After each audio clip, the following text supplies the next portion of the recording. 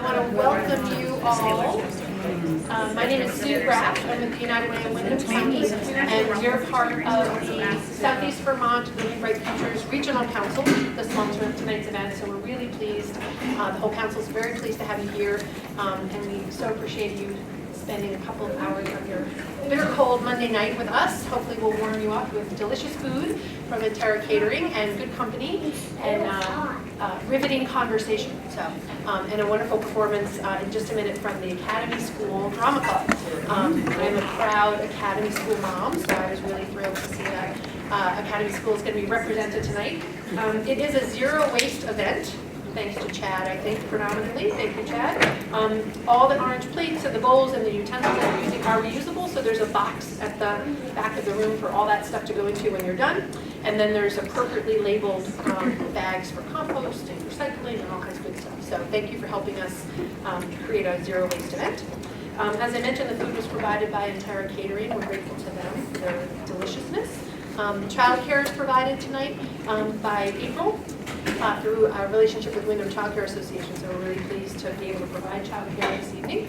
And we want to thank BCTV for filming. As you see, we've got Maria, wonderful BCTV staff person here filming this event, so you can look for this and share it with your friends and colleagues when it's on demand on BCTV, I'm sure, very shortly.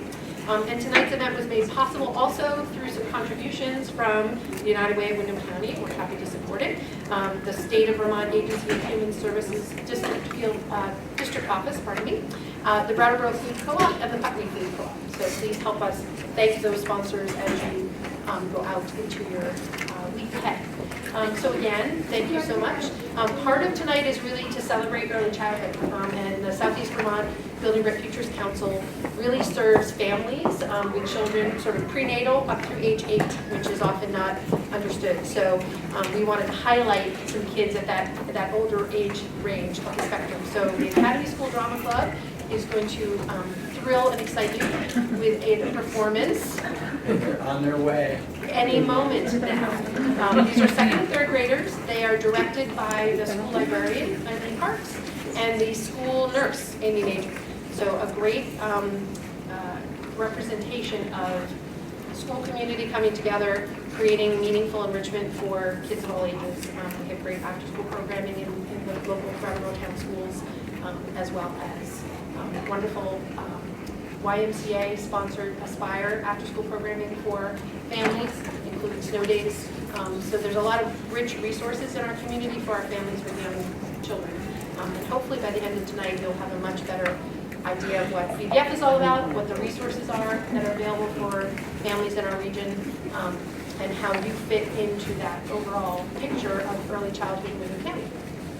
So without further ado, the Academy School Drama Club. Eileen Parks, librarian / director. I did this program with nurse Amy Stevens, and she's coming in with, I think, 6 of our 22 for second and third grade drama students are going to show you a work in progress tonight, and also show you one of our drama club games that we actually picked up. We had a partnership with New England Youth Theater, and that continues. And so we've learned some drama club games. And this is the first time, the reason why we're excited to be here for Building Bright Futures, that I've been doing this program 6 years, 4 years with Amy, and we've never done it with grade students. So this has been really fun, and so this is new stuff for us too. So come on up, kids.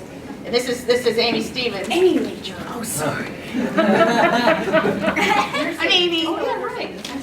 Come on, you guys.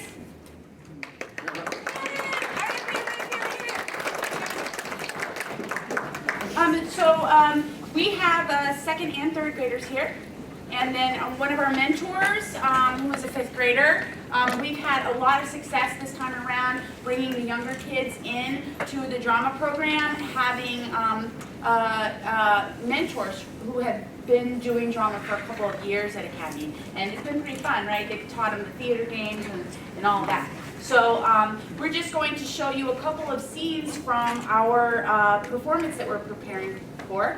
And so let's start with the Little Red Hen. It's sort of a Cinderella story, and we have it divided with a little narrator and Little Red Hen, sort of comic relief, and we'll do 3 scenes. Okay? So Sophia is the little red hen. Okay, so our narrator, played by another third grader, comes out and says, "A long time ago, people used to tell magical stories of wonder and enchantment. These stories were called fairy tales." I found a kernel of wheat. Now who will help me plant this wheat? Where is that lazy dog? Have you seen that lazy cat? Where is that lazy Wait a minute, hold everything. You can't tell your story right here. The play hasn't even started yet. But who will help me tell my story? Who will help me proofread my script? Who will I'm help Jack. me make I'm my- the narrator, and no, I can't help you plant the wheat. I'm a very busy guy trying to get a play together. Now, why don't you just disappear for a few scenes and I'll call you when I need you. But who will help me tell my story?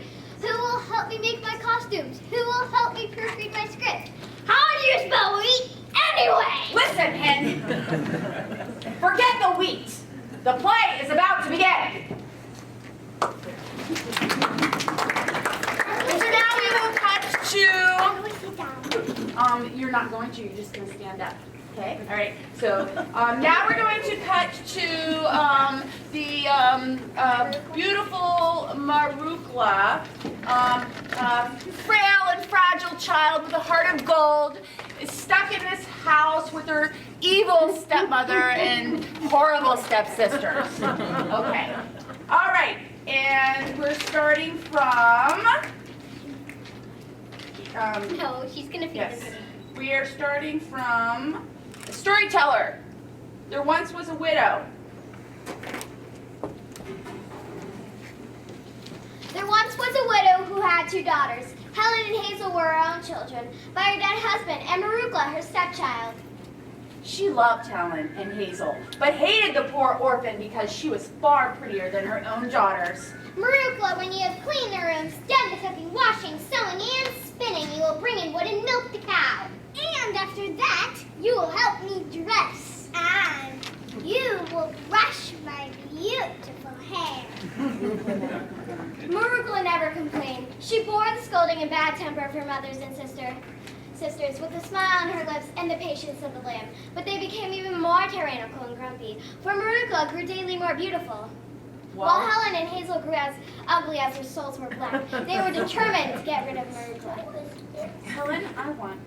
I want wood violets. Listen, Marukla, you must go up that mountain and find me some violets. I want to wear them with my gown. I want to put them in my hair. They must be sweet, scented. Do you hear? But sisters, whoever heard of violets blooming in the snow? You wretched creature! You dare to disobey me? Mother! Not another word! Off with you! If you don't have our wood violets from the mountain forest, you will sleep in the barn! They pushed Marukla outside and shut the door upon her. The weeping girl made her way up the mountain. The snow lay deep and there was no trace of any human being. Long she wandered hither and thither, looking for the violets her mother and sister had sent her to fetch. And now we have a scene that comes up, which we will not perform for you tonight, where we have the 12 months of the year who sit vigil on the top of the cold mountain, where Marukla finds herself, and they each offer her some advice and assistance. We've divided it up so that the younger children who perhaps it's their first time being on stage or they're nervous, have just one line to tackle. So that works out really, really well. Yet they're on stage almost the whole time. Right, but they're on stage almost the whole play. So how much time do we have left? Just a few more minutes. Oh, just a few more minutes. Yeah. Okay, so what we'd really like to do now is to show you our favorite theater game, Cake. All right, take your Okay, and Cake is a generic game. This is an exercise that we do as a warm-up. The kids love it. It's a bit of a melodrama, like a 10-line melodrama, and it goes the same way every time, but we give them different instructions. So what we have chosen over in the green room over there was for them to all pretend that they are doing this scene as if they were robots, and they've all picked their parts. And so now, nice and loud, go ahead, Lily. I'm just a grandma. Okay, gotcha. Let's see your character in your face. Yes. What are you making? I'm making a cake. Get out of the shirt. Thank you. What happened? She ate the cake. Someone call the doctor. Doctor, doctor.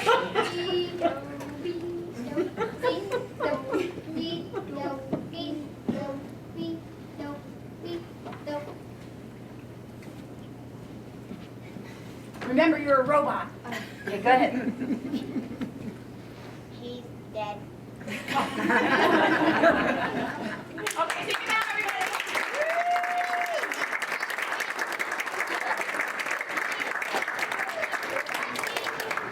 Thank you all very much. Thank you.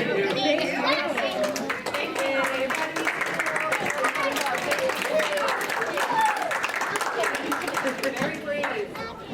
So again, great example of all the cool, interesting, enriching stuff that's happening for our kids in our community. I have the pleasure of welcoming the Southeast Vermont Building Bright Futures Regional Council's coordinator, Chad Simmons. We're part of it. Chad's going to explain what the regional council, part of the statewide system, so you're going to leave tonight knowing more than you did coming in about what the heck BVF is all about, what BVF even stands for, and what the regional council is all about. And so he's going to do a great presentation around just that. What is Vermont's vision for early childhood? How does BVF fit into that? Who are the other partners and players? And then we're going to have a chance at our tables to really kind of suss out what Chad presented, what it means for you, what questions you have, what feedback you have, and then have some more time with our legislators to kind of further tease out the information. So without further ado, our regional coordinator, Chad Simmons. So I just want to first welcome everyone, and thank you so much for spending your Monday night with us. I'm really excited to be here, and we are really excited to be hosting this as Southeast Vermont Building Bright Futures. I'll explain what that is momentarily. So at your tables, let's just talk about sort of what information we've provided you. There is an overview of the statewide action plan, which was developed over, I don't know what length of time, a length of time, with lots of input from local communities, administered by the governor's office, in order to, in some ways, make sense of what is the landscape for Vermont families, where are the opportunities, where are the places where we need to work. And so a lot of what we wanted to do tonight is sort of to dig into that document a little bit in terms of what's happening locally here in southeastern Vermont County, and provide a context for all of our participation in improving the lives of families with children. So that's our goal for tonight, just a small thing in an hour and a half or less.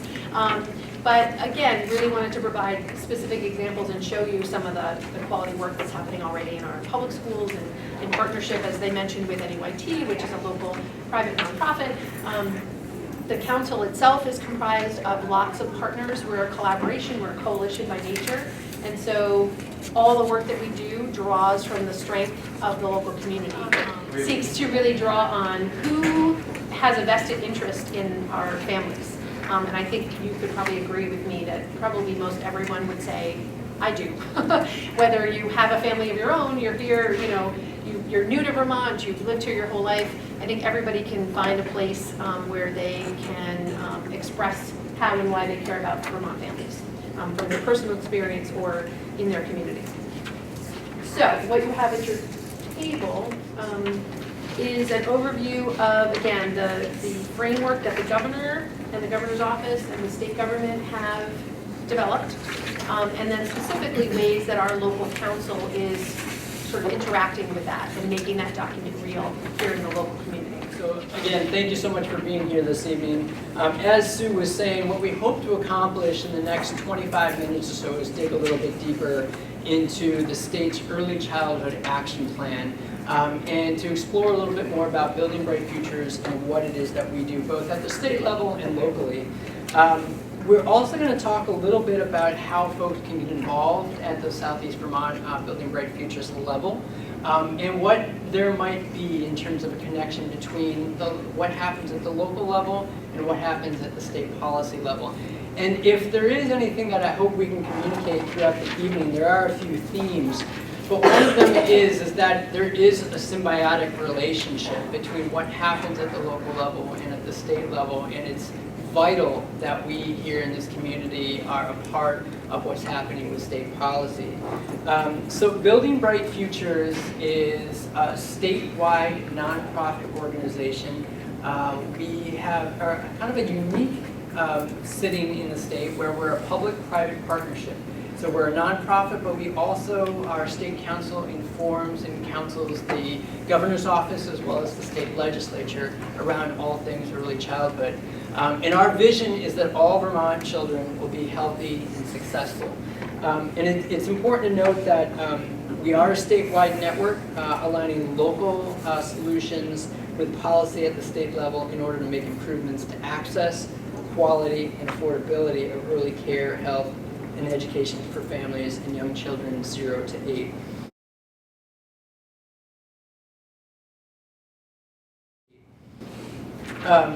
So on our website, you can find a whole slew of things, and I will say that our website is growing by the day. You can get up-to-date information, data, as you can tell, if you can see on the kind of the bottom left here, where it says pre-K for all. We're going to be having updates around the Universal Pre-Kindergarten initiative that will be, it's in the rulemaking process right now, and I'll explain a little bit more about that.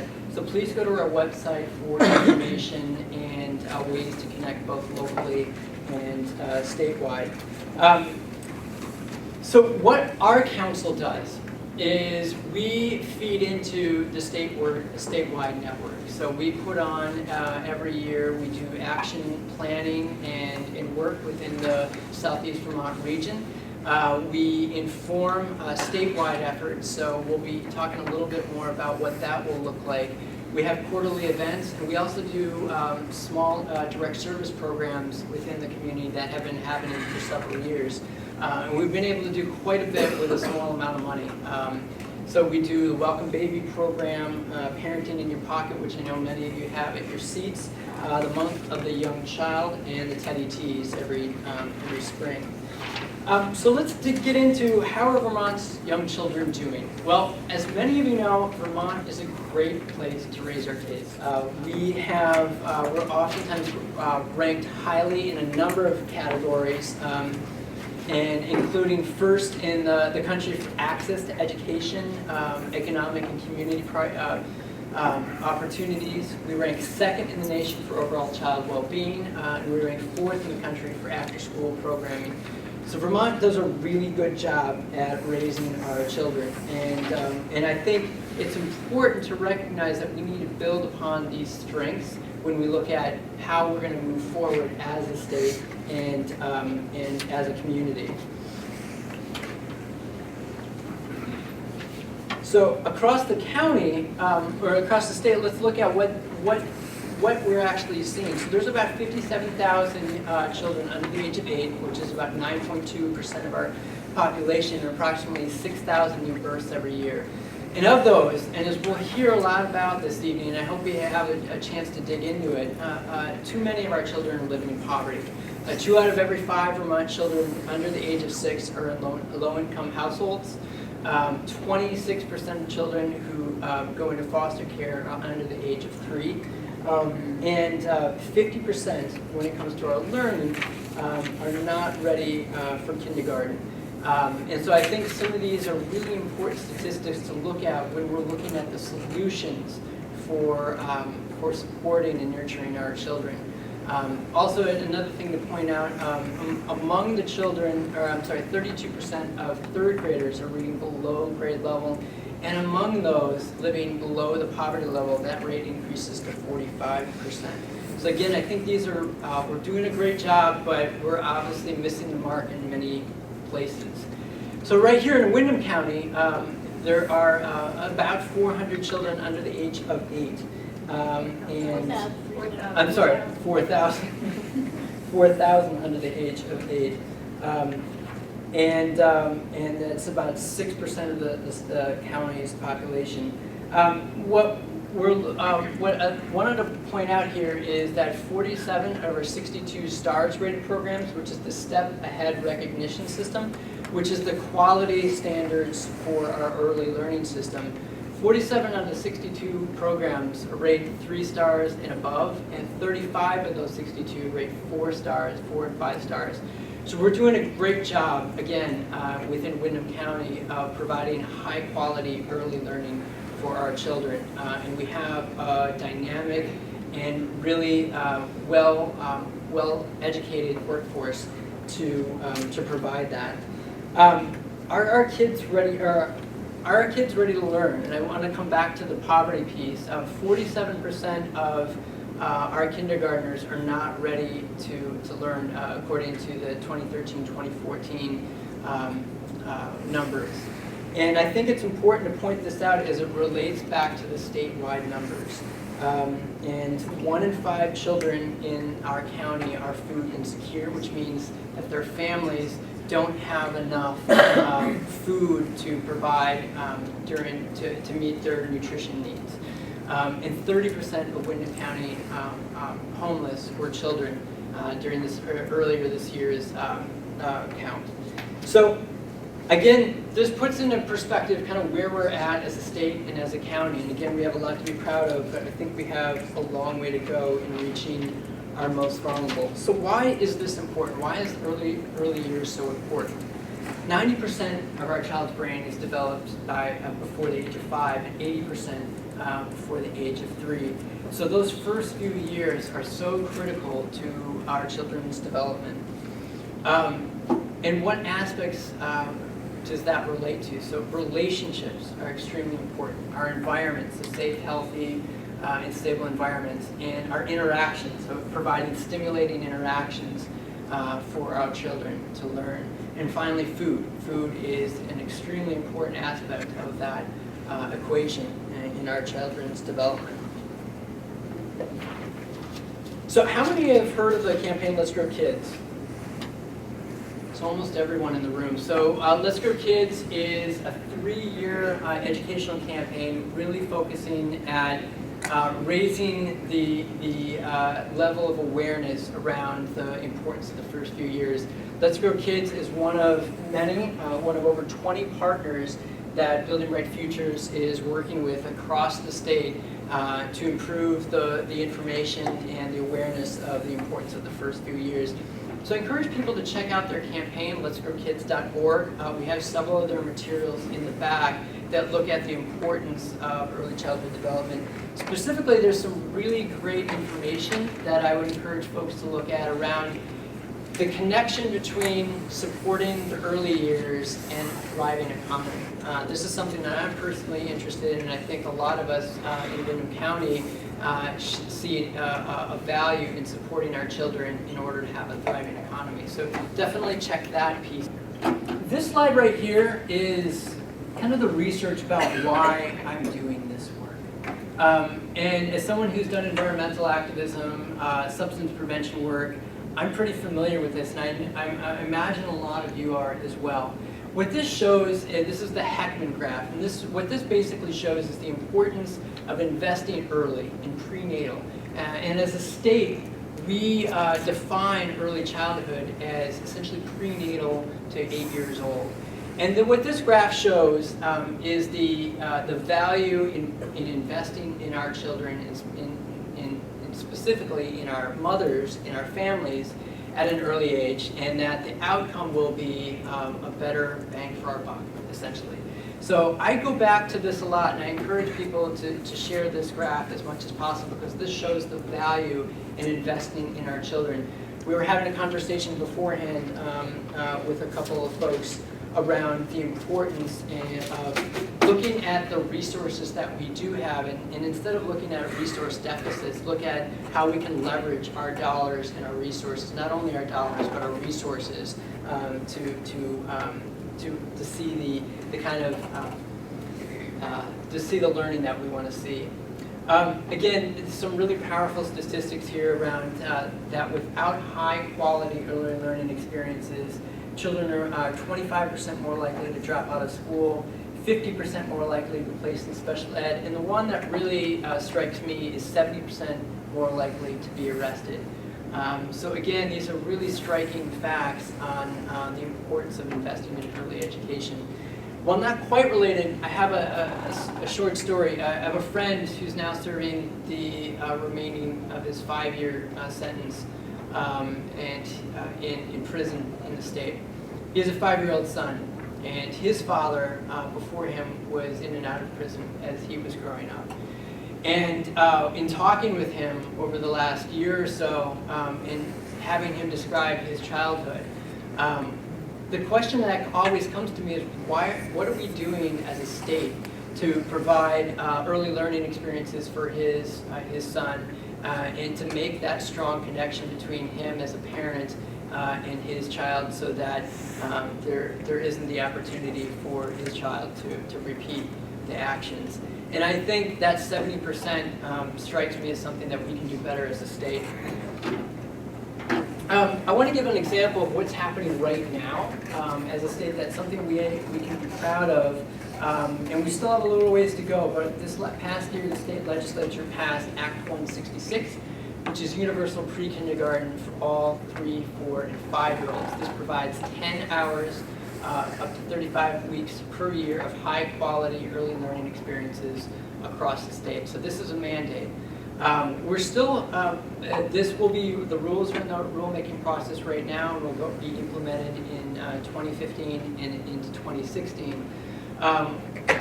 What I wanted to point out is the importance of this as in terms of the learning of our children, but also need to recognize that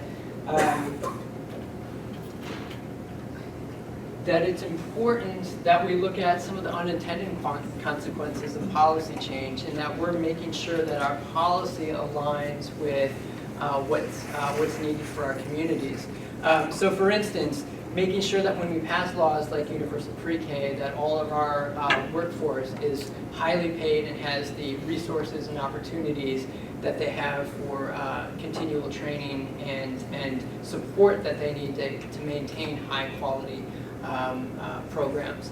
So this is a challenge to everyone in the room that we're able to do this because of the value and the importance of early learning experiences. So what does that look like in the state?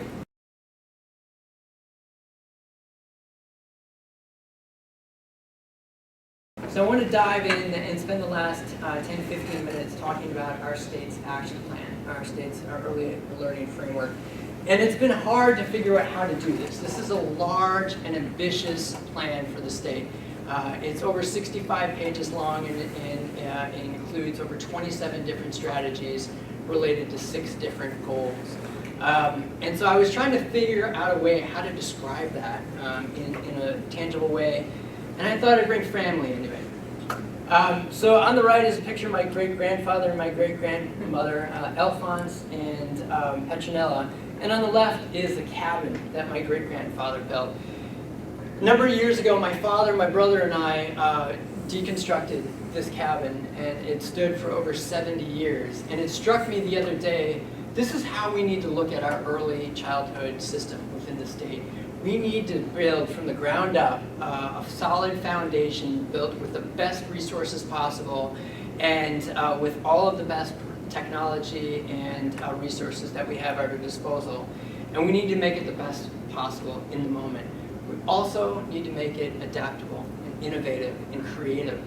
And when we were taking apart some of the wood that my great-grandfather built, we were struck with how well built it was, and that most of the material was still able to be used for future building. My parents ended up using a lot of the wood for the home they built right here on this land.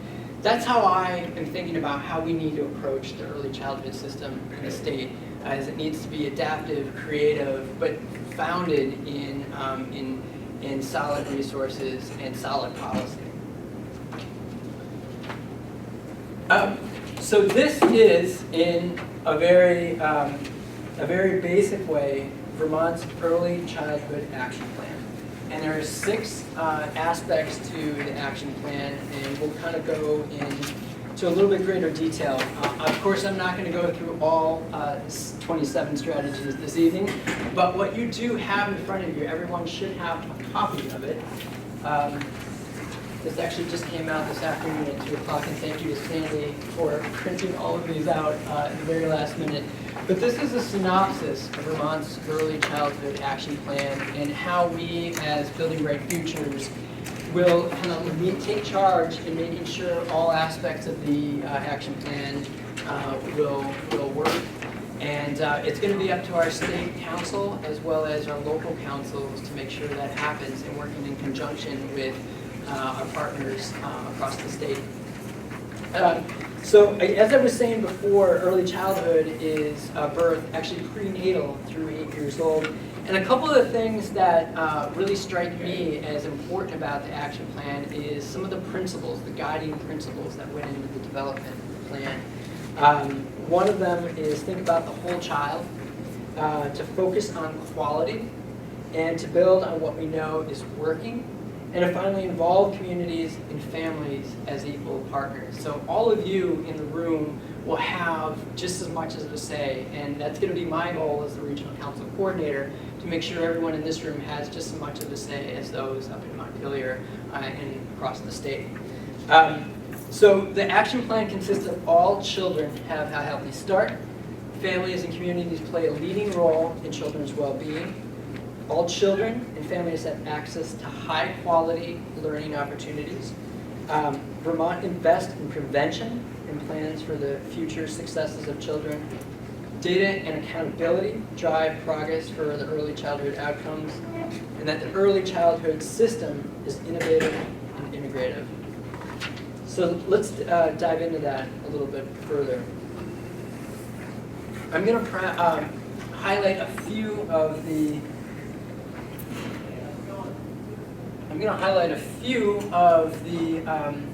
the strategies within each section, and then we'll have an opportunity to talk a little bit further about those during our discussion. So the first one is to ensure access. So under Resolve 1, all children have a healthy start. So this is to ensure access to prenatal care, child health services, including preventative services and dental care. And one of the things that we're going to be looking at is to promote the Bright Futures guidelines for health supervision of infants, children, and adolescents, and making sure that all providers are using the most current and up-to-date standards. The second one below, the second example, is to ensure that all children have access to adequate nutrition in the home and early learning and development programs. I'm really interested to see how we can improve access to healthy, nutritious, and local food within our early learning programs. I know a number of the programs are working with local organizations like Food Connects to make sure that happens. So how can we do that at the state level? How can we kind of replicate what Food Connects is able to do here in Windham County? So we're going to increase the participation of existing food and nutrition programs and expand capacity with future programs.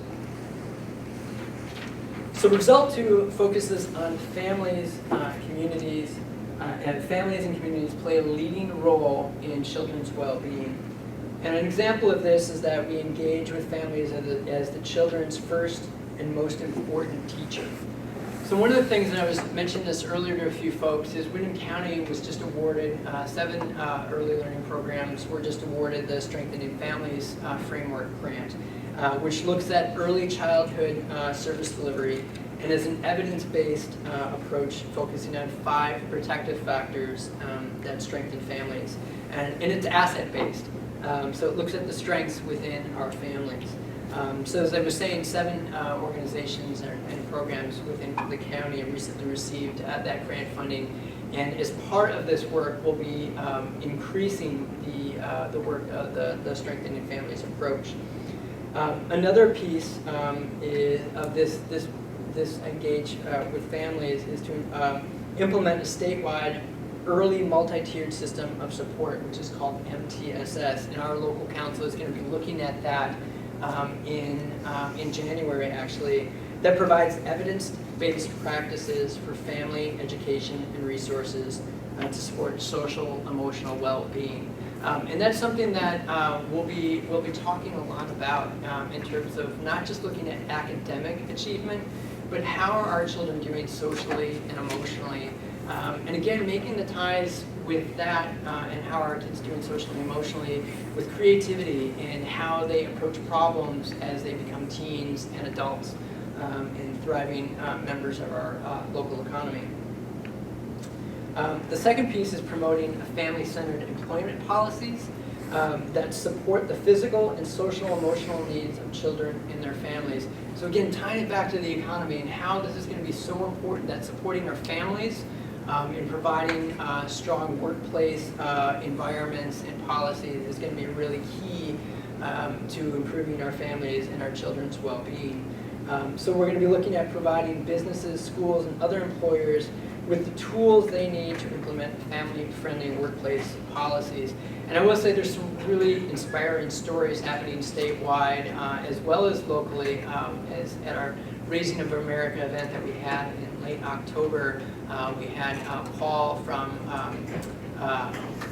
Chroma Technologies in Dulles Falls talk about how their business looks at family-friendly policies, and one of which is paying your employees well. Having a living wage is a family-friendly policy. So the next is, the third result is all children and families have access to high-quality opportunities that meet their needs. And an example of this is strengthening the quality of early childhood services throughout the early childhood system through focus alignment and best practices. That'll be something that we'll be talking a lot about, is how do we kind of get away from the silos of working as an agency of education, agency of human services, and make sure that we're integrated and working collaboratively in an integrative way. So that will be kind of another area of focus. And so an example of this would be to implement a pre-K grade 3 approach that aligns curriculum and practices across settings in selected high-need schools and communities. So that's just one example of kind of the strategies that will be implemented. Result 4, and don't worry, we're getting close here. How are we all doing? This is pretty heavy, isn't it? But don't worry, we're getting to the end here. Result 4 is Vermont invest in prevention and plans for future success of children. As many of you know, prior to doing this work, I did substance prevention work, and I feel that highlighting the need for prevention and working with our earliest population, our children, is so important to making sure that, again, going back to the Heckman graph, that we're actually putting our resources where they're most needed. So an example of this is to increase the early childhood focus on healthcare payment reform efforts. I know a number of our pediatricians in the community are looking at how, are actually working on this and looking how we can inform that process. So an example of this piece is to ensure representation of early childhood health representatives, so policy and providers in policy conversations related to healthcare reform. And secondly, increase public awareness about the importance of Vermont's investing in children's early years. So develop capacity beyond traditional early learning stakeholders to advocate on behalf of the young children. That'll be something that I'll be highlighting at the very end, is the importance of having a diversified makeup of our council and of these solutions that we'll be bringing to the table. So it's not going to be just up to the early learning community, the early childhood community to come up with these solutions. It's going to be up to the business community, the healthcare community, the nonprofit community. So result 5 is that data and accountability drive progress in early childhood outcomes. So we're going to increase the knowledge, experience, and application of results-based accountability, RBA. How many folks are familiar with the RBA model? So a number of you. I know the state legislature is looking at that, and a number of our agencies and are now incorporating the results-based accountability into our methodology. So what we'll be doing is building bright futures to build an RBA accountability system into BVF's regional plans. So that's what we'll be doing at the local level. as well as encourage state agencies to consider RBA as an accountability system. So that's happening at the state level. And secondly, enhance data and the use of data to inform policy and practice. So it's going to be increasingly important that we look at science and research and to inform how we're going to move forward, going back to my great-grandparents' cottage, to look at the best science and the best resources possible to drive our work. So we'll be looking at how to improve resource data collection as we move forward. And finally, result 6, the early childhood system is going to be innovative and integrated across sectors in order to better serve children and families. So this will continue to develop and strengthen off of the things that we're already doing well and align clear structures at the statewide level. An example of this will be to develop an agreement among the governor's office as well as the Agency of Education and Agency of Human Services, as well as Building Bright Futures, to create a collaborative team that will kind of look at how to integrate and break down those silos as we move forward and create an integrative system. And finally, create a culture of collaboration at the state and local level to foster system building across sectors. So again, how can we work best together and break down some of those barriers to have creativity? Can't go wrong with a cat meme, right? At this point in time, and this is kind of how I felt. Like, oh my gosh, how are we gonna do all this? How are we at the local and state levels going to be able to process all of this information and be able to implement these things into action? So here's how we're going to do it. We're going to focus on collaboration and leveraging opportunities. So we're going to look at every problem as an opportunity that we can leverage, and that's going to be a theme as we continue to move forward locally and at a statewide level. We're going to integrate policy, integration of policy chains. So look at how we can be creative and integrative. As many of you know, Vermont received a 4-year, $37 million grant earlier this year called the Early Learning Challenge Race to the Top. And so what this grant will be doing is providing the state an overall goal to improve school readiness for children with high needs, that strengthens systems that support early learning and development. So the Early Learning Challenge grant is going to be our state's, essentially kind of our vehicle for making sure that this happens within the next 4 years. And Building Bright Futures is going to be one of many partners in the lead of making sure that we are successful in achieving the grant as well as our action plan. We're also going to be looking at the 4 strategies within the Early Learning Challenge to improve quality and access, investing in people and empowering communities, and ensuring that we make a difference. So one example of this is Vermont Insights. Building Bright Futures just launched this just a few weeks ago, and in fact, for today's presentation, I was able to use a lot of it, as well as Sue from United Way was able to provide a lot of the data for today. And this is going to be our avenue, or our vehicle moving forward on capturing how we're doing as a state in providing these services and these opportunities for our children. So it's called Vermont Insights. It's going to be our statewide data collection system that's going to be able to tell the story around how we're doing as a state. It's really interactive. It's just being populated right now, but it's going to be a very user-friendly. Even someone like myself who struggles with data is able to use this. So I encourage people to go check it out, and we'll be using this as a tool, one of many tools as we move forward. So finally, the pitch is for everyone in this room to be a part of our council at the local level. The Southeast Vermont Building Bright Futures will be embarking on an ambitious process to align the statewide action plan to what we see as the needs are in our community and what we see as being able to do at the local level. We meet every month, every first Wednesday of the month from 12:30 to 2:30 here in Brattleboro at Early Education Services. We have a monthly e-newsletter that provides information and updates and ways to get involved. We have a Facebook, which has been a great way to share and connect with the communities.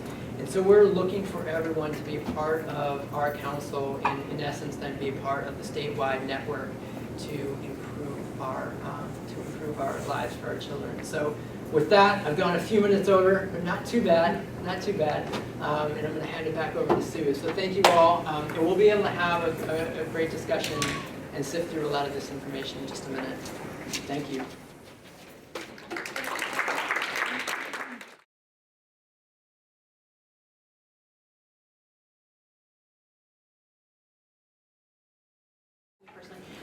We are going to take it like a 3-minute break, just so folks can get up and stretch and move around, get some more food, get some drink. And then I invite you to come back and join a table. If you're at a table with just a couple of people, create a table of at least 4 or 5 or 6 folks.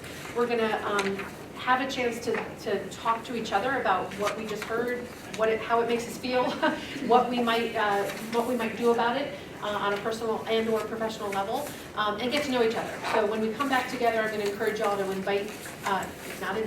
introduce yourselves to each other and get to know each other a little bit. And then we've got council members at each table that are going to help facilitate just a couple of questions and hopefully be able to help us all process what we just heard. So take like a 3-minute break and then come back at about, I don't know, take a 5-minute break. Come back at 6:15 and join a table, and then we'll get to talk. Thank you.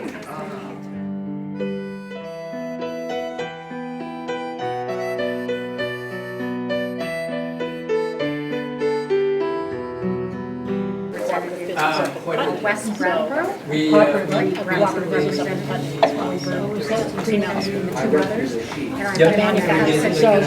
come here once for a year.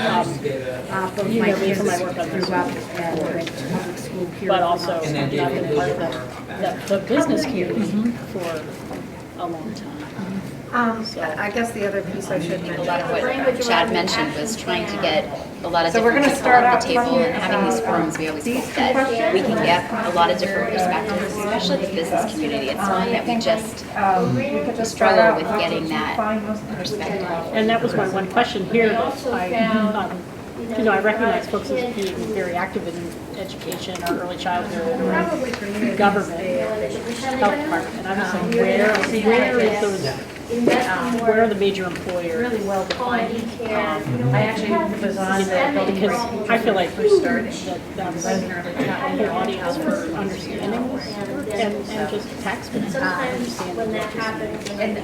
I think too, what struck me is looking at some of the data around how many children are living in poverty, families are living in poverty, but the numbers within our public schools are so much higher than what is reflected in those slides here.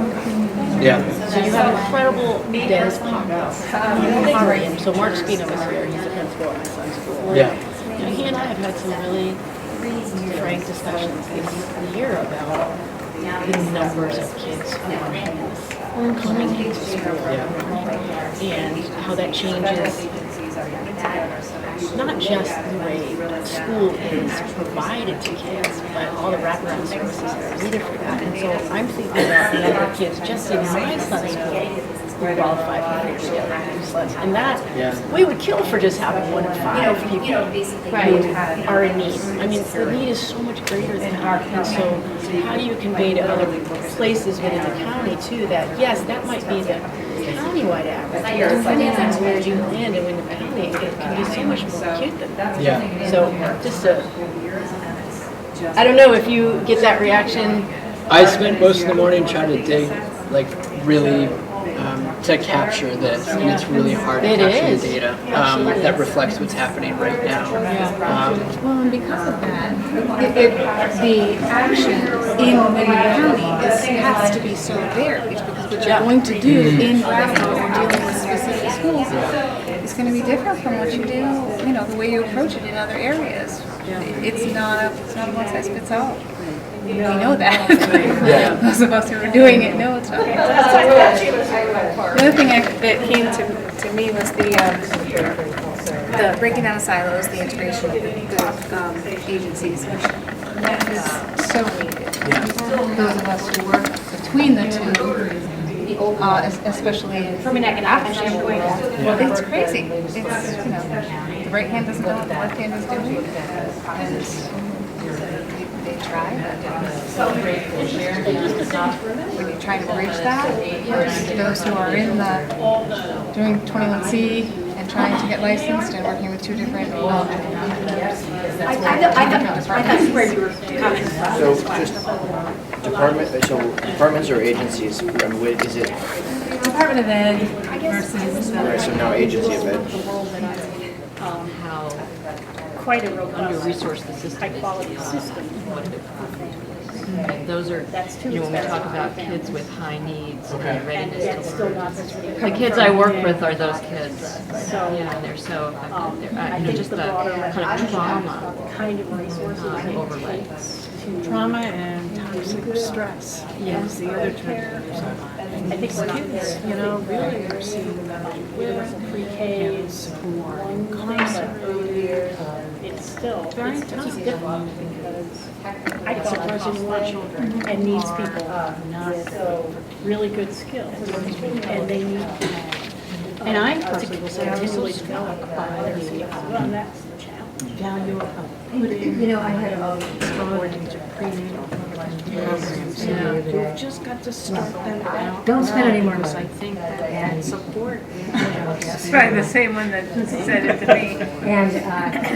And also, well, you know, what's this universal pre-K? My grandchildren get to pre-K. Every kid can get to pre-K. So, And I wonder- the attitude, you know, and since there's this kind of this country about, oh, you're so family, you're so moral, and all this somebody stuff. who And thinks a lot about workforce what really development. strikes me in all this conversation is that, you know, You thought you deserved to break. That part. Well, I do, but we need to plug it in here. It's really, Yeah, it's just absolutely. impacting so many things.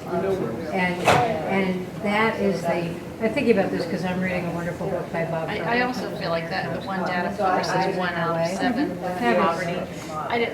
That We're feels so interviewing people around the United States, around their jobs. At least from my perspective, maybe it's more the population. You know, all this Years than And it is a lot more but because he's, of you know, poverty he's than really 1 in saying, 7. That's why I wondered when. you know, at the same time as we have such low voter turnout, it really needs Right. real mobilization against it. I mean, it's, you know, we're all trying to push for, how can we do this better, and let's get this grant and do this, but Yeah. the overall The state's action plan thing is is to figure out where Yeah.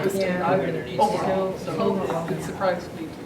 And I recently saw Stay somewhere down, else you know, that graphic, you know, living in poverty, how that is defined is really important. So I think that, You know, as we all while know, we're having this I'm sure the discussion, living wage in the county is around $18 an hour. talk about that If issue. you look, you know, and that's like the baseline living wage, so Seeing the need for. poverty is like, you know. Can't influence what's going on in the South.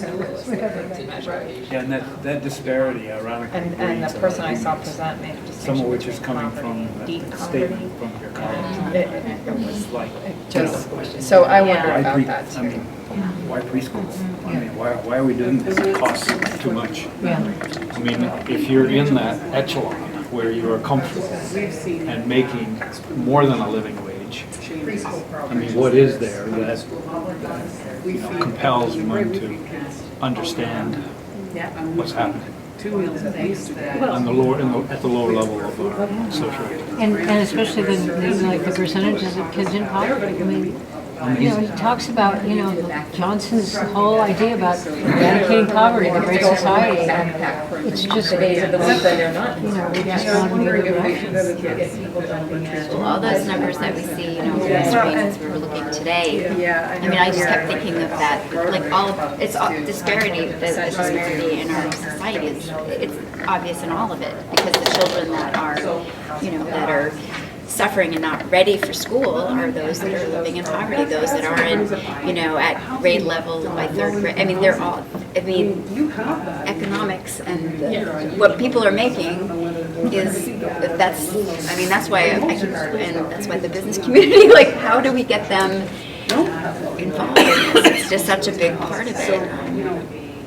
So there's two things, there's sort of working on the big structural problem of Right. wealth inequality, that's huge. Right. But keeping in mind too, we still have children who Yeah, today. exactly. I'm not saying not to do that. I'm just saying that we need to think in both directions. And I think we have a danger here of building a system where there's people can pay. People who can pay will have access to the programs, and then there's going to be everybody else.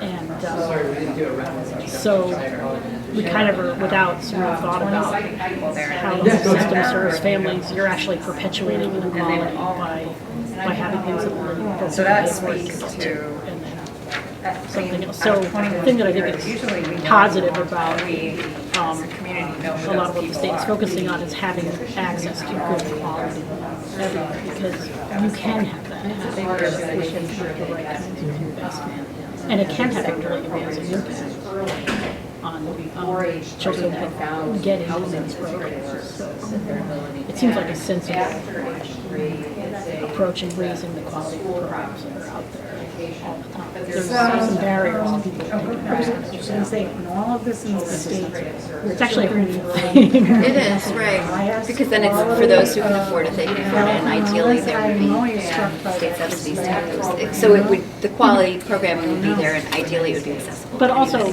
good training at not onerous cost to providers, so providers can improve their own product, right, by getting more training and implementing. Good wages for them.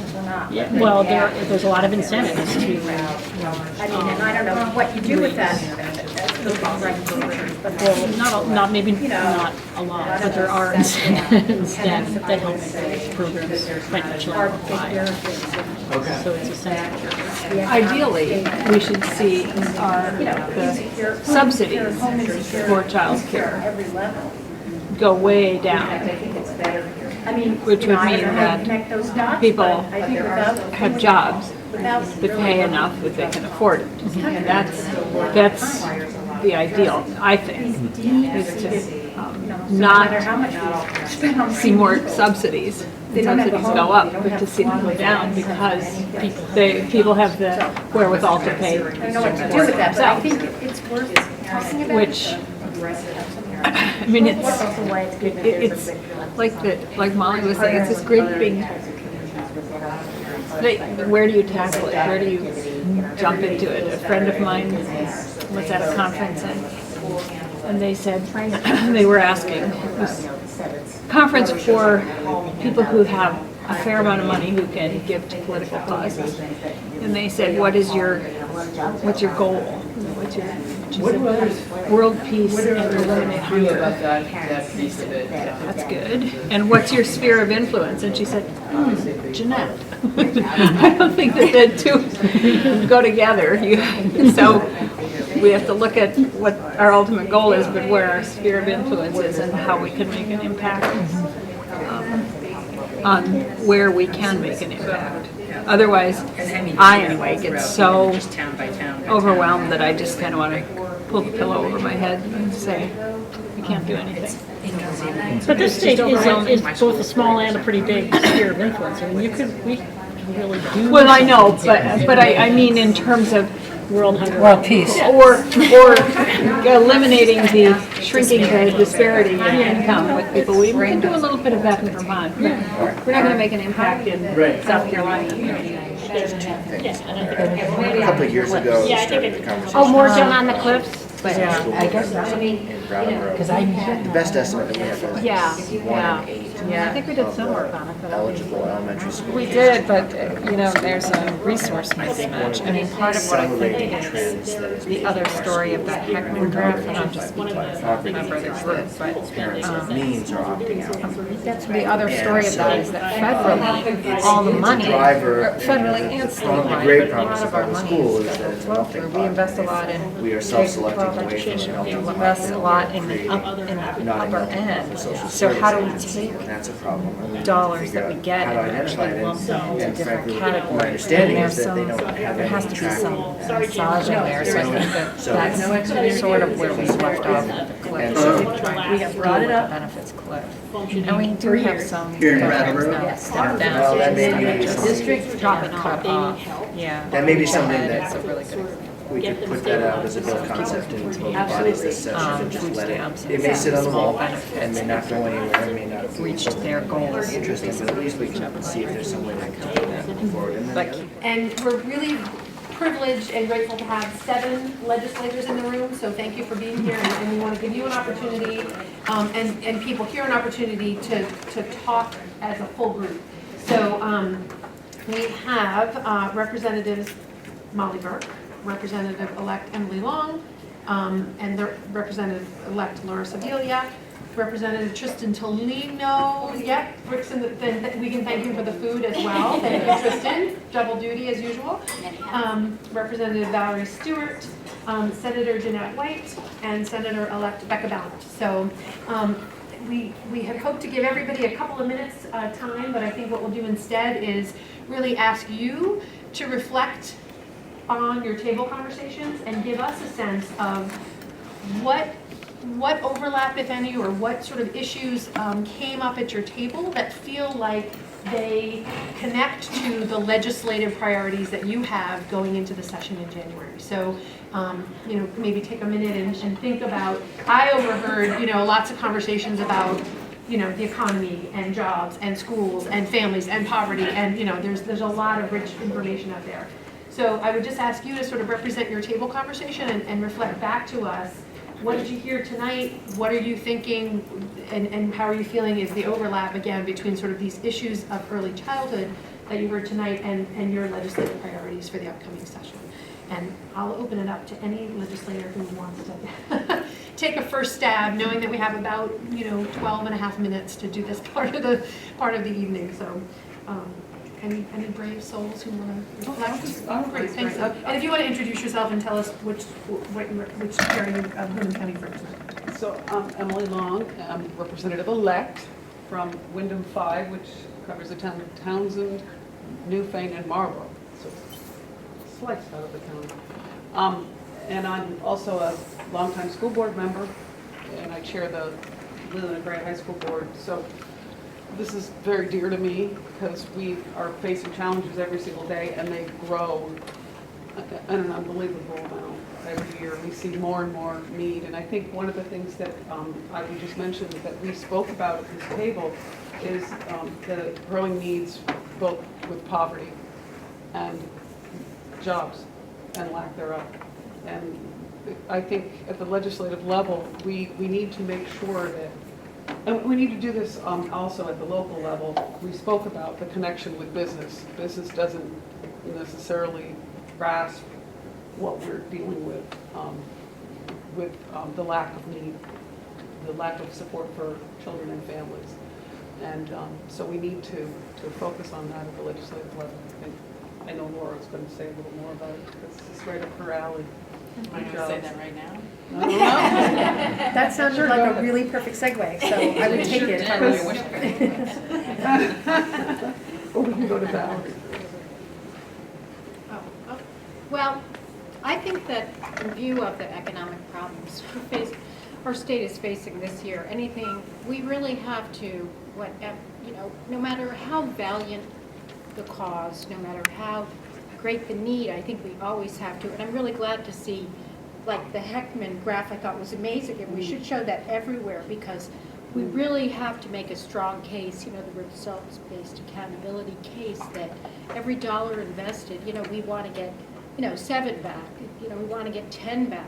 And obviously we know where the dollars are most fruitfully invested, prenatal, pre-K, and that sort of thing. But I think we have to continue to educate the business community in particular about the detrimental effects long-term just on our state of not investing in the most bang for the buck strategies like pre-K, prenatal, making sure our people are fed and clothed and housed. And I think without dealing with some of those issues and the economic inequality in the state and in this country, we're going to have a hard time. So, but I think we always have to make the case of where are dollars are most fruitfully invested. We have to really believe in educating the business public and the public overall, you know, where money is best invested. I think a lot of us know where the best investments are here, but out in the business community and the public overall, I don't think it's so clear. So I heard a lot of needing to get the business community more involved. We work with the business community a lot. I said where are they today? And so I think there are things that would be beneficial. I think it would be beneficial. We talk to the business community. We talk about job opportunities, workforce training, and what employers need in terms of people coming in. And so we see what's happening at the bottom of that. What's coming out, and understand that really we need to invest in a much longer term system. This is something that we're starting to look at long term. I would say, I think that, and we touched on this here, I think we need to be thinking about the shape that our economy is in general. We are not a thriving business community here. So I think in general, we've got to be keeping all of and the number one, for me, the number one most important thing for your economy to thrive is education. And we're talking about it starting here. So these are things that we have to have a partnership between these two communities for sure. You want to move over, Tristan, I'll put you on the spot. You reflect and... Well, I'll switch tactics or directions a little bit. Because I think a theme of everything that we talked about was actually about engagement of parents and community. And what we didn't maybe name is that right now, in this era of our civic life, I feel like we have an engagement problem where we don't have the turnout at events that we would hope for. We don't have the engagement from parents that we would hope for. We don't have the engagement from the business community that we would hope for. And I think, for me as a legislator, as opposed to a parent and civic-minded person, I'm mindful of the fact that the only answer that I can come up with how to change that dynamic is that we have to actually build structures that listen to the local communities more and be very wary of imposition. And we need to be in the business of affirmation of what the communities have already sort of generated rather than the business of imposition on our communities. And I think we maybe didn't do the best job of that the last few years, and it's only going to make that much harder for us to change these dynamics, because none of these intractable social problems are going to be addressed if we aren't working together from the grassroots up. And so I just hope that that's something that we can all commit to doing, is figuring out how do we build that engagement, because that's what our community needs from us. One of the things that I feel like we talked about in a lot of different ways is the ways in which, I know everybody is using the term silo, and I don't disagree with that, but I think people don't want to feel stuck. It's not that people want to be inward looking, it's that they're working as hard as they can, and it takes energy to reach out and gather more information because you're just doing the best that you can. And so I see it in schools. So I came from teaching in schools and now having my kids going through public school, and you see everyone working as hard as they can to do their little piece, and that's the same if you're in human services, and it's the same if you're in government. But what happens is that it's not just that educators are not talking to business and business is not talking to educators. Educators aren't talking to other educators. And as we talked about here, people in human services in one department are not talking to people in another agency, and it's not out of a willful desire to not be effective. It's that we are a state that has cobbled together so many programs, right? We're tinkerers. School programs are like that. Medical, our medical system is designed that way. We have computer systems that don't talk to one another. And so we've inherited this system that is the Vermont way. You make do and you cobble it together. And now the problems have exceeded what the tinkered system is able to accommodate. And it's going to take some real heavy lifting, whether it's schools we're talking about or human services, to dismantle all those tinkered programs and have, as you were talking about, a centralized dissemination of information. It's huge. It's a huge undertaking. But the need is so great here in our county specifically that I feel like it's the only way we're going to be making progress going forward. So it's sort of what bubbled up for me in listening to all these conversations here.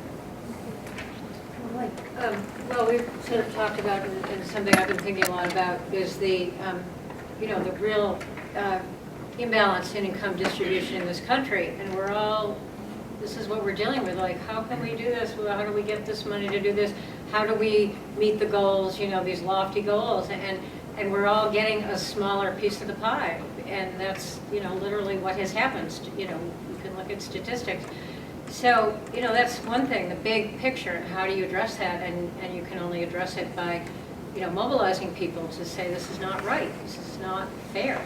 And I think the other issue, which, I've been on this task force, which is sort of to think about education, funding and spending and governance and things like that. And I think part of missing from the conversation is the fact, as Margaret just mentioned, that the schools are now, social service agencies, and the schools are being asked to do more and more and more. The spiral of poverty creates those problems. So we've got the big picture of the income distribution, then we've got the fact that the schools need to pick up the slack for what's missing in order for kids to learn. So why are we spending more? Well, that's, there it is right there. And then people are screaming about property taxes. And we're just sort of caught in a vice, I think, with a lot of these issues. And how do we find our way out of it? Jeanette? Sure, we talked about pretty much all the same things that everybody else talked about, so I'm not going to repeat any of that. I'm just going to say that one of the big issues, of course, was the disparity in wealth. And two things came out of that, and that's all I'll say. One of them is that we have to remember that our providers are also businesses, and that those businesses need to be able to make a living. So we need to figure out a system that allows those businesses to actually be businesses. And the other thing that we thought might be important is to reduce the subsidies to child care, because we would have enough people making enough money that they could pay for their own child care. That we need to work toward that so that we don't have to keep increasing subsidies to child care, but that people will have jobs where they can actually afford their own child care. Whoa, we covered a lot of ground. We just have a couple of minutes. I do want to leave time for a little bit of evaluation, but is there a burning question? Is there something that somebody heard or wants to reflect on that you didn't hear in what was just sort of reflected out to you? Something really exciting that happened at your table, or an aha moment you had as somebody else was talking, or something you want to say, yes, I agree with that wholeheartedly, yes. I just have one quick idea, but just what we talked a little bit about the whole income inequality piece of this, and I would just respectfully suggest that Building Bright Futures might want to consider making sure that whenever you present the data and do these kinds of forums, that you really highlight how much worse children are doing, and really highlight how much worse the whole situation has gotten, because it has, grown by leaps and bounds. The poor status of children and that sort of thing, and prenatal and that sort of thing is an inexpensive investment compared to what we pay. Incarceration was 70%. So I just, whenever possible, to really highlight how much worse the situation has gotten, and how much worse it will continue to get if we don't really invest in the beginning of the equation, and we don't really invest in, doing a better job of paying people jobs so they can pay for childcare and that sort of thing. So just kind of accenting that point as a communications person, I would say that was a good idea. Thank you. And that's, I think, the kind of the cruel dichotomy is, Vermont sits at the top of a lot of best lists, and the reality is we also sit at the top of a lot of worst lists in terms of when you dig into the numbers. So that's what we're here to sort of draw on all of your strengths for, and so appreciate your attention and your expertise and your being willing to share. I know somebody said that. Oh, I was just going to say that we kind of started getting into just a little bit, and then we had to stop, but about what at the state level we could do, and I think one of the things that's important is that we see families with many caseworkers, case managers, I mean, and that isn't good for families, and it certainly isn't good for the system, and it isn't good for the finances. So I think we need to, at the state level, we need to be more cognizant Janelle, of did you that. say that might be a policy that the legislature might Well, take a look I at? don't think it's a I don't want to put policy. the I think idea it's how into you- it, but. Right, I think it's how you do it, and it's very complicated, and people have, I mean, we had some people who came and testified to us that had as many as 8 case managers for their particular situation. They had an autistic child, they had another child in some special needs program, they had, they had 8 of them. So I think that that's something that we need to be aware of. It's certainly not an easy solution, as Sadie knows, and, but we need to always be aware of that. And I would just make a pitch for that's where I think, there are community efforts that are working on those. And so I think that we and other communities have a lot that we could do to, because nobody wants that. Right. The providers Right. don't like that either. It doesn't No. make anyone feel like they're being effective. Right. So I think that there's a lot to offer in our communities there. I'm going to let Laura and Molly say last thing, but before I do want to encourage everybody to stay an extra couple of minutes and fill out your evaluation, please, because that's really helpful to us.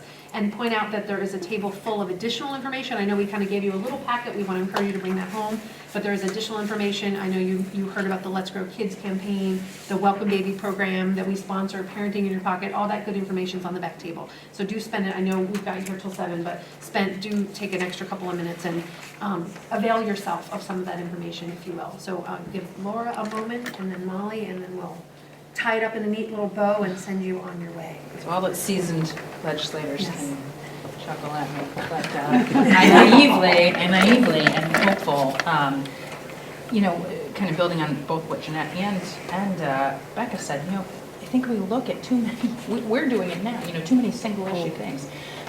We're such a small state. There's so many resources. We actually, even though our economy is not doing super awesome, there is actually a fair amount of welfare not, rolling around in employment. I don't understand why we can't look at things in a more comprehensive way. Why we look at these things in their own little pieces, even this. We're talking about we want the business community here. I think there's ways to keep making it happen. So I appreciate being here tonight in the conversation. So. Yeah, and for me, the cliche that keeps coming up is working smarter, not harder. So we are a small state. There's only so much of us. There's, less than 1 million of us total? I mean, so, there are small cities that have that many people who are figuring this stuff out. So I would just encourage us to look at other systems, other states, other communities. There are other rural states out there that are grappling with this stuff. So let's take pride in being Vermont, and we are different and special, but there are also other communities out there who look an awful lot like us. So let's try to avail ourselves of that. Molly, you make I a was just very gonna last word. Say, Jeanette was talking about, reducing the subsidy, but, there are, if you live in Montreal and you have children, we pay $7 a day for childcare. So there's a society that really wants to invest in children and support them. And, it's sort of like the choices that we make as a society. Where does the money go? And, I think that's a very different, very hard thing for people in the United States to wrap their minds around. But, other countries, European countries, the same thing. So, something to consider as maybe a possibility someday that we would have a society that would really value, put the money where, say, the values are. And we have it in our collective power to do a lot of this work. On the thread of sort of advocacy and us all taking a part in this and providing our own perspective on this issue. It does take the political will to do some of this work, so we're really pleased and honored to have as many legislators here as we had. But we all have a role to play. So that's what I want to leave you with tonight is we together can look at these issues and contribute to them in our own ways. And so we value your time and your expertise and your participation tonight.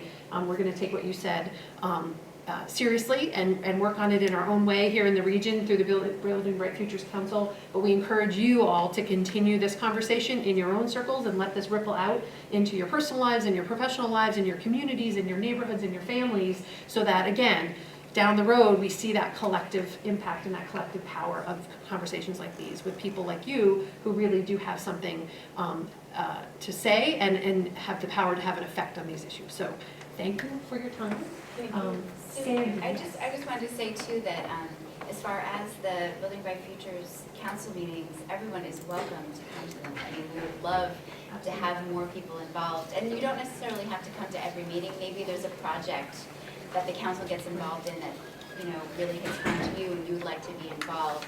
There's a lot of different ways to be involved with Building Bright Futures. You don't necessarily have to just come to the council meetings. So we would love, if, you know, these are issues that you're passionate about and you want to do something different, we're definitely.